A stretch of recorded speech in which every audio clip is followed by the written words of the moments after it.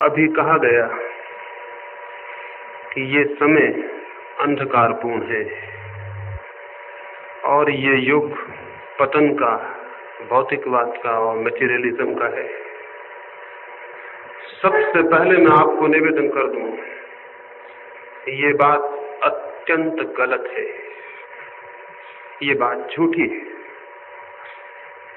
इस बात से ये भ्रम पैदा होता है कि पहले के लोग प्रकाशपूर्ण थे और आज के लोग अंधकारपूर्ण हैं। इससे ये भ्रम पैदा होता है कि पहले के लोग अंधकार में नहीं थे और हम अंधकार में। इस भ्रम के पैदा हो जाने के कुछ कारण, लेकिन ये बात सच नहीं है।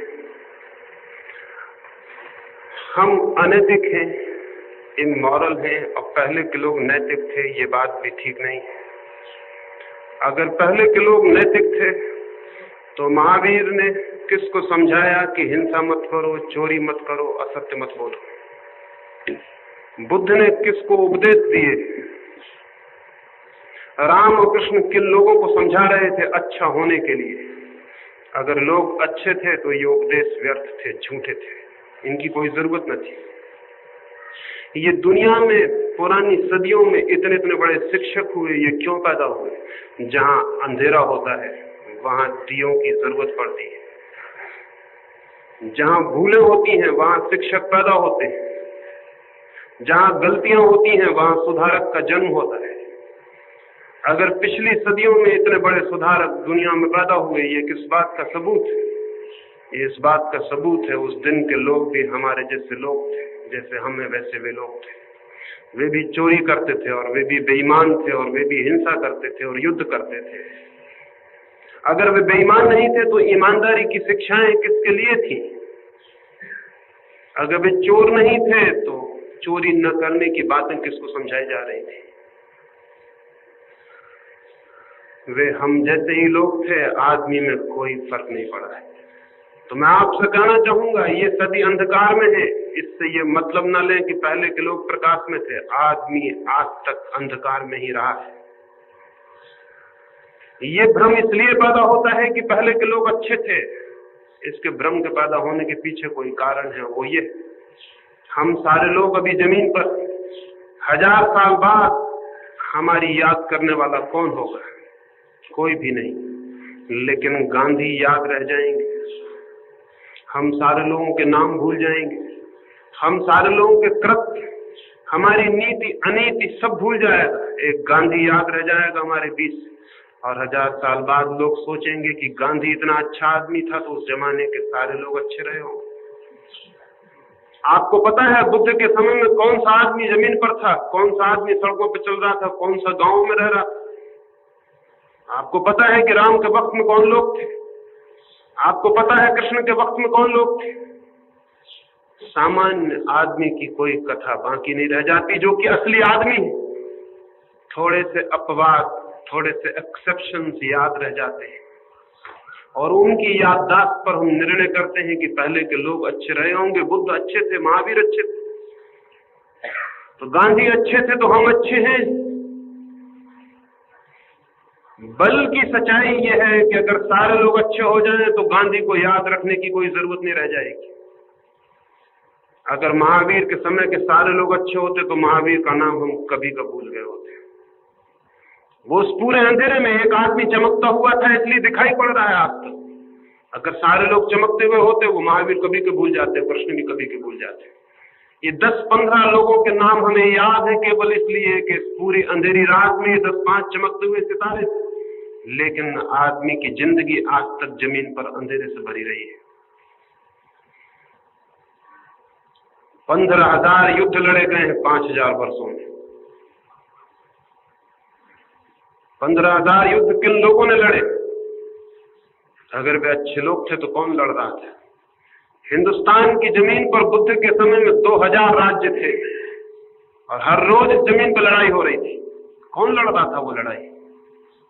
और लड़ाई प्रेम से लड़ी जाती, ईमानदारी से। लड़ाइयां कैसे लड़ी जाती? महाभारत हुआ हमारे इस मुल्क में, जिनको हम बहुत अच्छे लोग कहते थे, वे भी अपनी औरत को जुए पर दांव में लगा सकते थे। कैसे अच्छे लोग रहे होंगे, और अच्छे लोग थे तो जमीन के लिए लड़े। सारे मुल्क को शायद 2-4 हजार वर्ष के लिए रीढ़ तोड़ दी। जुआ खेलते थे, औरत को दांव पे लगा सकते थे, अच्छे लोग थे। बात असल ये है कि अतीत तो हमें भूल जाता है और वर्तमान हमें दिखाई पड़ता है। आप कहते हैं पीछे के लोग अच्छे थे और आज के लोग अंधेरे में। आज तक जमीन पर जितनी किताबें लिखी गई हैं, पुरानी से पुरानी किताब भी यही कहती है कि पहले के लोग अच्छे थे। वो पहले के लोग कब थे? आपने कोई ऐसी किताब पढ़ी है जो ये कहती हो आज के लोग अच्छे हैं? चीन में सबसे पुरानी किताब है, 6000 वर्ष पुरानी, वो भी कहती है कि पहले के लोग बहुत अच्छे थे, आज के लोग बिल्कुल बिगड़ गए, ये जमाना अंधकार का आ गया। 6000 वर्ष पुरानी किताब भी ये कहती है कि पहले के लोग अच्छे थे और आज का जमाना अंधकार का है। अगर आप उस किताब को पढ़े तो ऐसा लगेगा हमारे जमाने के बाबत कह रहे हैं ये लोग। नहीं, इसमें कोई बुनियादी भ्रम है। पहले के लोग अच्छे कहने का कारण ये नहीं है कि पहले के लोग अच्छे थे, लेकिन आज के आदमी को कंडेम करना हो, उसकी निंदा करनी हो, तो इसके सिवाय कोई उपाय नहीं कि हम पहले के आदमी को अच्छा कहें और इसको नीचा दिखाएं। इसको नीचा दिखाने की हमारी बड़ी इच्छा है। जो हमारे साथ आदमी खड़ा है उसे नीचा दिखाने की इच्छा है। इसको कैसे नीचा दिखाएं? इसको नीचे दिखाने का एक रास्ता है कि पहले के लोग बहुत अच्छे थे। अगर पहले के लोग अच्छे थे तो ये बुरे लोग उन अच्छे लोगों से कैसे पैदा हो गए? अगर पहले की संस्कृति और सभ्यता अच्छी थी तो ये दुष्परिणाम कैसे आया? ये उसी का तो फल है, ये उसी का तो कॉन्सिक्वेंस है, ये उसी में से तो निकला है। ये जो कुछ निकला है उससे ही पैदा हुआ है। मैं क्या कहना चाहता हूं ये बात कहके? मैं ये बात कह के ये कहना चाहता हूं कि ये सवाल किसी युग का नहीं है कि आदमी अंधकार में। ये आदमी का चित्त जैसा है अभी और आज तक जैसा रहा है, उस चित्त से ये अंधकार पैदा हो रहा है। ये किसी युग की भूल नहीं है, ये आदमी का चित्त जैसा है उसका परिणाम है। और जब तक हम आदमी के चित्त को बदलने की कीमिया, तरकीब, उसको बदलने की विधि नहीं समझ लेते, और जब तक हम बहुत बड़े पैमाने पर आदमी की चेतना को बदलने का उपाय नहीं करते, तब तक जमीन पर अंधकार रहेगा। ये किसी युग का सवाल नहीं है, ये सतयुग और कलयुग का सवाल नहीं है। ये सवाल आदमी के मन का है, और आदमी का मन वही है जो 5000 साल पहले था, उसमें कोई फर्क नहीं पड़ा। ये आदमी का मन क्या है जो अंधकार ले आता है? और इधर 5000 सालों में हमने कोशिश की इसको बदलने की, वो कोशिश असफल क्यों हो गई? और हम आज भी वही दोहराते हैं कि इस आदमी को बदलना है, तो उन्हीं बातों को दोहराते हैं जो 5000 साल में नाकामयाब साबित हो गई, फिर भी उन्हीं बातों को दोहराते हैं। तो ये जमाना आगे भी अंधकारपूर्ण रहेगा अगर उन्हीं बातों को हम दोहराए चले गए। वो कौन सी बातें हैं जिनकी वजह से आदमी का चित्त नहीं बदल सका? कौन सा कारण है जिसकी वजह से आदमी वहीं वहीं चक्कर काट रहा है, जैसे कोल्हू का बैल चक्कर काटता हो? जमाने गुजर जाते हैं, सदियां गुजर जाती हैं, आदमी वही का वही है। कौन सी बातें हैं? उनमें से एक बात सबसे शुरू में आपसे कहूं, निरंतर हमसे कहा जाता है कि आदमी को नैतिक होना चाहिए, मॉरल होना चाहिए। ये शिक्षा बहुत पुरानी है, ये कोई आज तो नहीं कहा जा रहा है, ये हमेशा से कहा जा रहा है। फिर आदमी नैतिक क्यों नहीं हो गया? तो हम दोष देते हैं कि आदमी की कोई गलती है इसलिए नैतिक नहीं हो गया। मैं आपसे कहना चाहता हूं, कोई आदमी नैतिक हो ही नहीं सकता बिना धार्मिक हुए, और धार्मिक होना बड़ी दूसरी बात है। कोई आदमी नैतिक नहीं हो सकता बिना धार्मिक हुए, लेकिन हमको तो बताया जाता रहा है कि नैतिक हो जाइए तो फिर आप धार्मिक हो सकते हैं, बिना नैतिक हुए धार्मिक नहीं हो सकते। ये बात बिल्कुल ही उल्टी और गलत है। नैतिकता, धार्मिक मनुष्य की सुगंध है। भीतर चित्त में धर्म हो तो जीवन में होती है नीति। अंतःकरण परिवर्तित हो जाए तो आचरण हो जाता है दूसरा। नीति का संबंध है आचरण से, धर्म का संबंध है अंतःकरण से। लेकिन 5000 वर्षों से हम कह रहे हैं आदमी को नैतिक बन जाने को, और बिना अंतःकरण बदले हुए जो आदमी अपने आचरण को बदल लेता है वो नैतिक तो नहीं होता, विकृत जरूर हो जाता है। क्या मतलब मेरा ये कहने का? मेरा कहने का ये मतलब है कि जो आदमी अपने जीवन को नैतिक बनाने में लगता है वो क्या करेगा?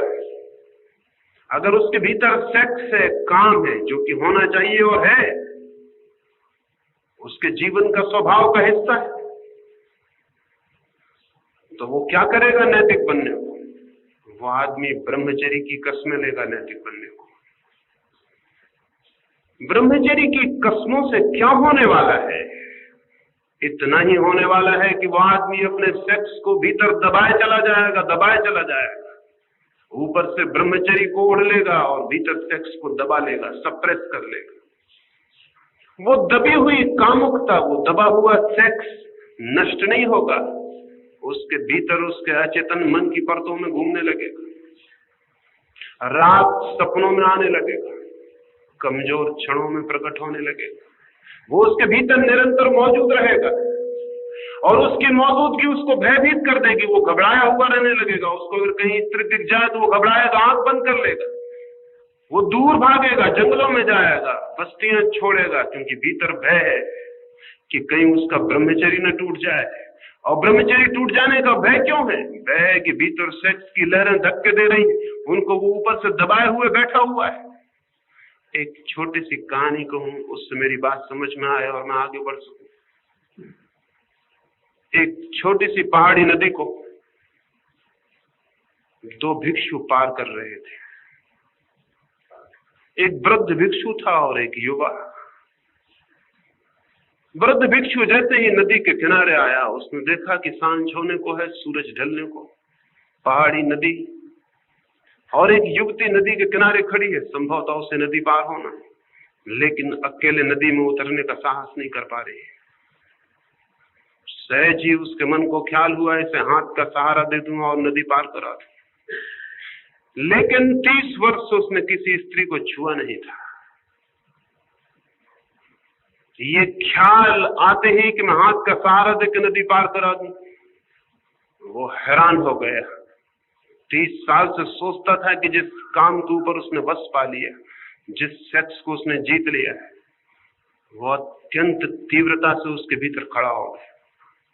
वो घबराया, उसके हाथ पैर कब गए। अभी उसने उस स्त्री को छुआ नहीं था। उसने आंखें झुका ली और वो नदी पार करने लगा, और वो भगवान का नाम जपने लगा और सोचने लगा, मैं भी कैसा ना समझूं, मैंने ये व्यर्थ की बात क्यों सोची। लेकिन दोनों बातें आने लगी मन में। एक तरफ से ख्याल आने लगा, उसे पार में करा ही देता तो क्या हर्ज था, और उसके पार कराने के साथ न मालूम कितना रस और न मालूम कितनी कामनाएं उसके मन में उठने लगी और कितने सपने उसके मन में उठने लगे। आंख तो उसने मोड़ ली थी, लेकिन आंख मोड़ने से कहीं कुछ होता है। वो स्त्री इतनी सुंदर न थी जितनी आंख मोड़ने से और सुंदर मालूम होने लगी। आंख उसने बंद कर ली थी, वो राम जप रहा था और नदी पार हो रहा था, लेकिन भीतर कोई राम नहीं थे। वही स्त्री खड़ी थी और बहुत सुंदर होकर खड़ी हो गई थी। बंद आंखों में चीजें और सुंदर हो आती हैं, खुली आंखों से चीजें इतनी सुंदर कभी भी नहीं, क्योंकि बंद आंखों में चीजें पार्थिव नहीं रह जाती, अपार्थिव हो जाती, सपना बन जाती है। वो बहुत घबराया और बहुत बेचैन हुआ। अपनी बहुत निंदा उसने की कि मैंने ये सोचा ही क्यों, प्रायश्चित करूंगा, दुखी होऊंगा। 30 वर्ष से जिसे मैंने छोड़ रखा था, अलग कर रखा था, वो मौजूद था, अलग तो हुआ नहीं था। वो नदी पार हो गए, लेकिन नदी पार होते ही उसे ख्याल आया कि जो भूल मैंने की है, कहीं मेरा युवा साथी भी वही भूल तो नहीं कर रहा। वो उसके थोड़े पीछे आने को था।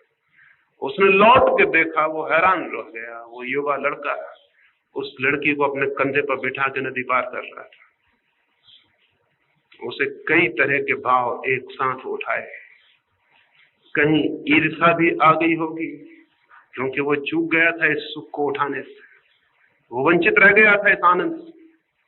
और तब निंदा भी आई, और तब उसने सोचा कि आज जाके गुरु को कहेंगे, और ये तो बात बहुत गलत है, ये तो पापपूर्ण है कि सन्यासी और युवा युवती को कंधे पर उठाए। वो गुस्से में चल पड़ा। कोई 2 मील के बाद उनका आश्रम था। थोड़ी देर बाद जब वे आश्रम पहुंच गए तो वो बूढ़ा सीढ़ियों पर खड़ा था। पीछे से आते युवक को उसने कहा कि सुनो, ये बात बर्दाश्त के बाहर है, ये निहायत पाप है कि तुम लड़की को कंधे पर उठाओ। और मैं असत्य न बोल सकूंगा, मुझे गुरु से कहना पड़ेगा कि ये बात मेरी आंखों के सामने हुई और ये हमारे आश्रम जीवन के विरुद्ध है। हमने ब्रह्मचर्य की कसम ली और तुमने युवती को छुआ, न केवल छुआ बल्कि कंधे पर उठाया। वो युवक हंसने लगा और उसने कहा कि वृद्ध भिक्षु, मैं तो उस युवती को नदी के किनारे उतार भी आया कंधे से, लेकिन आप अभी भी लिए हुए।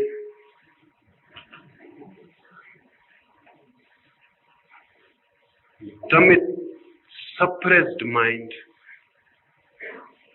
चीजों को सिर पर तो नहीं लेता, लेकिन फिर भी वे उसके सिर पर चढ़ जाती हैं और जीवन भर उसके साथ चलती हैं। उन्हें उतारना कठिन हो जाता, क्योंकि जिसे हम दबाते हैं वो नष्ट नहीं होता, वो हमारे भीतर छुप जाता है। हम जितना दबाते हैं वो हमारे भीतर और ज्यादा गहरे छुप जाता है। हम सत्य बोलने का व्रत लेते हैं और भीतर असत्य छिप के बैठ जाता है। हम ईमानदार होने की कसम खाते हैं और भीतर बेईमानी धक्के देती है। मनुष्य 2 हिस्सों में टूट जाता है, एक जैसा वो दिखाई पड़ता है और एक जैसा वो है। और ये जीवन भर का संघर्ष, ये जीवन भर की पीड़ा नरक बना देती है। अब इसमें 2 ही रास्ते। अगर वो आदमी बहुत चालाक है, समझदार है, तो एक रास्ता पाखंड है। और वो रास्ता यह है कि वो ऊपर से तो जो दिखाई पड़ता है दिखता रहे, और भीतर जो है छुपे रास्तों से उसकी तृप्ति का भी मार्ग खोज ले। एक रास्ता तो ये। और इसलिए नैतिक शिक्षा का अनिवार्य परिणाम पाखंड हुआ है। सारी दुनिया और मनुष्य जाति पाखंडी हो गई है। उसको पाखंडी बनाने में नैतिक शिक्षा का हाथ है, जो ये सिखाती है कि सच बोलो, बेईमानी मत करो, झूठ मत बोलो, क्रोध मत करो, वासना मत लाओ, जो हर चीज में इंकार सिखाती है। उसका परिणाम ये होगा कि आदमी दमन करेगा, और दमन इतने परेशान कर देगा उसे कि वो छुपे रास्तों से प्रवेश करना चाहेगा। पाखंड पैदा होगा। और अगर वो जिद्दी हुआ और पाखंडी नहीं बना तो दूसरा विकल्प है कि वो पागल हो जाए, क्योंकि इतना टेंशन और इतना तनाव झेलना कठिन है। उस तनाव में, चिंता में, संताप में वो टूट जाएगा और विक्षिप्त हो जाएगा। इसलिए सभ्यता के विकास के साथ 2 तरह की बातें विकसित हुई हैं, पाखंड और पागलपन। क्या आपको पता है जितने हम सभ्य होते गए उतने ही हमारी संख्या पागलों की बढ़ती चली गई? क्या आपको पता है जितने हम शिक्षित होते गए उतने ही हमें पागल खाने बढ़ाने पड़ गए? क्या आपको पता है कि जो हमारी जमीन पे सबसे ज्यादा शिक्षित और सभ्य मुल्क है, वही मुल्क सर्वाधिक मानसिक रोगों से भी पीड़ित है? अमेरिका में प्रतिदिन कोई 15 लाख से 30 लाख तक लोग अपनी मानसिक चिकित्सा के लिए सलाह ले रहे हैं। ये सरकारी आंकड़े, और सरकारी आंकड़े कभी सच नहीं होते। इससे ज्यादा लोग वहां खराब हालत में हैं। मानसिक चिकित्सकों की संख्या अमेरिका में एकदम तीव्रता से बढ़ती चली जाती है। अमेरिका सबसे ज्यादा सभ्य मुल्क है, इसका ये सबूत है। और कल जब आप भी सभ्य हो जाएंगे तो आपको भी पागलों की संख्या इतनी ही बढ़ानी पड़ेगी, क्योंकि बिना पागल हुए कोई सभ्य नहीं हो सकता। वो मुल्क पूरी तरह सभ्य कहा जाएगा जिस मुल्क के सारे लोग पागल हो जाएं।